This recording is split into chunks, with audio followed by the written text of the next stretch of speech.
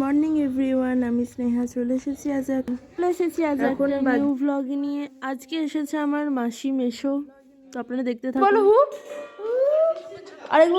এখানে মা ব্রেকফাস্টের জন্য বানাচ্ছে লুচি আর আলু ভাজা। তো এখানে মা সেই লুচিটাই ভেজে নিচ্ছে।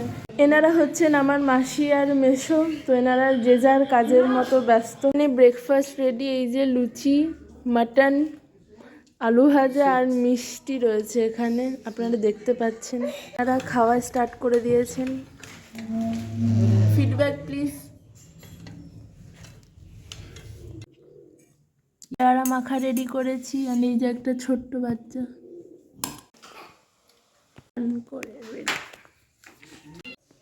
तू जो है साथ मेरे तो लगे कैसे खूबसूरत घर। আমি ওকে মোবাইলে ভিডিও দেখাচ্ছিলাম, তাই ও এরকমভাবে বসেছিল। কীরকমভাবে বসেছিল আমি জানি না। ও কি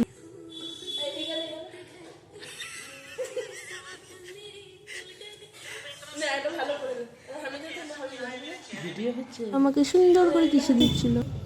মা আমাকে গাজর ধরিয়ে দিয়েছিল গ্রেড করার জন্য, গাজরের হালুয়া বানাবে। অ্যান্ড এর ভিডিও আমার চ্যানেলে চলে আসবে খুব তাড়াতাড়ি, আপনারা সঙ্গে থাকুন। অ্যান্ড তারপর আমরা রেডি হয়ে বেরিয়ে পড়েছিলাম একটা জায়গায় ঘুরঘুর করতে যাব।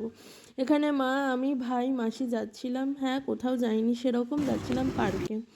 অ্যান্ড পার্কটা আমার বাড়ি থেকে মোটামুটি 10 মিনিটের দূরত্ব। এখানে আমি একটু ক্যাট মারছিলাম। দেন তারপর এখানকার ভিউটা জাস্ট অসাধারণ লাগে আমার। এখানে ভাই একটু তুলে নিচ্ছিল, আমিও বসেছিলাম, বাট আমি তারপর আমার নিজের রূপে এসেছিলাম। দেন মোটামুটি সন্ধে হয়ে গেছিলো, আর সন্ধ্যের সময় ভিউটা আরও সুন্দর লাগছিল পার্কের। এখানে আমি অপেক্ষাতে ছিলাম খরগোশগুলোর। আমার খরগোশ খুবই ভালো লাগে। অ্যান্ড আমি খরগোশগুলোকে দেখতে পাচ্ছিলাম না রাস্তায় যাওয়ার পথে, আর ভাইও খরগোশগুলোকে দেখার জন্যই কাঁদছিল। তারপর আমি দেখতে পেলাম খরগোশগুলোকে, ওরা এরকম খুলে ঘুরছিল পার্কের মধ্যে। আর এখানে ভাই ওদেরকে পেছনে তাড়া করে নিয়ে যাচ্ছে। তারপর এখানে আমরা বেরিয়ে যাচ্ছি পার্ক থেকে, কারণ ভাই প্রচুর কাঁদছিল। তাই আমি কোলে নিয়েছিলাম। বাইরে যাব, ফুচকা খাবো না, এটা তো হতে পারে না।